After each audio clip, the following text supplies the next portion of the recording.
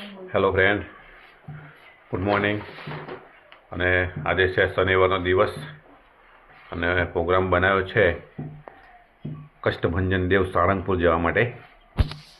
તો સવારમાં નાસ્તો તૈયાર થઈ રહ્યો છે. જુઓ શું બનાવે છે.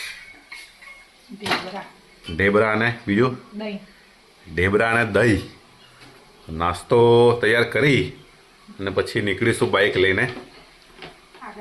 બાઇક લઈને પછી આગળ જઈને ક્યાંક હવે નાસ્તો વાસ્તો કરી અને પછી સાળંગપુર જઈ તમને બતાવું છું.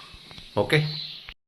તો ઓલરેડી તારાપુર આવી ગયા છે અને હવે તારાપુરથી નીકળવાનું છે બાઇક લઈને ઓન વે સીધા સાળંગપુર જવા માટે.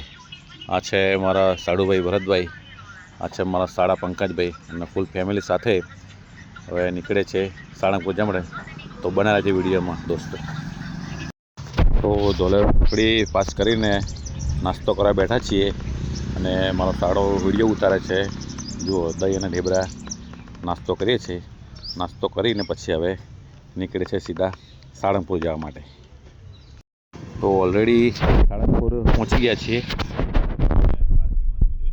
બાઇક લગાવ્યું અને હવે જઈએ સીધા મંદિર તરફ.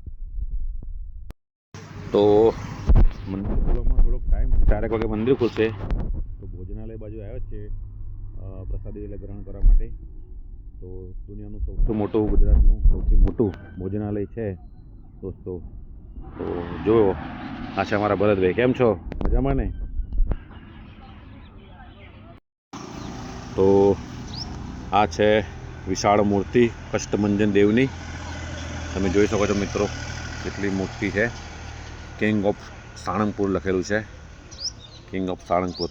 જય કષ્ટભંજન દેવ. કોમેન્ટમાં લખજો દોસ્તો, જય કષ્ટભંજન દેવ.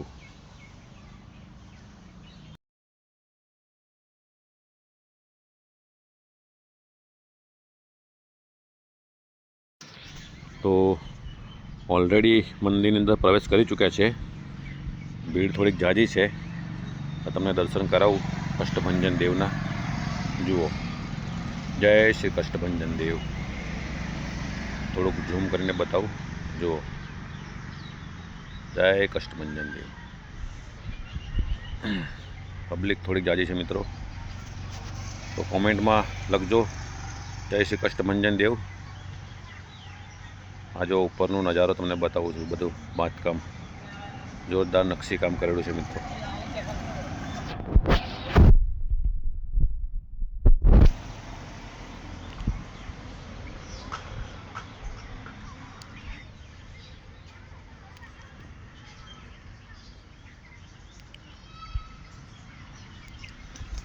કષ્ટભંજન દેવના નામ લખવાથી કષ્ટ દૂર થઈ જાય છે. તો મિત્રો કોમેન્ટમાં લખજો જય શ્રી કષ્ટભંજન દેવ, સાળંગપુરવાળા દાદા.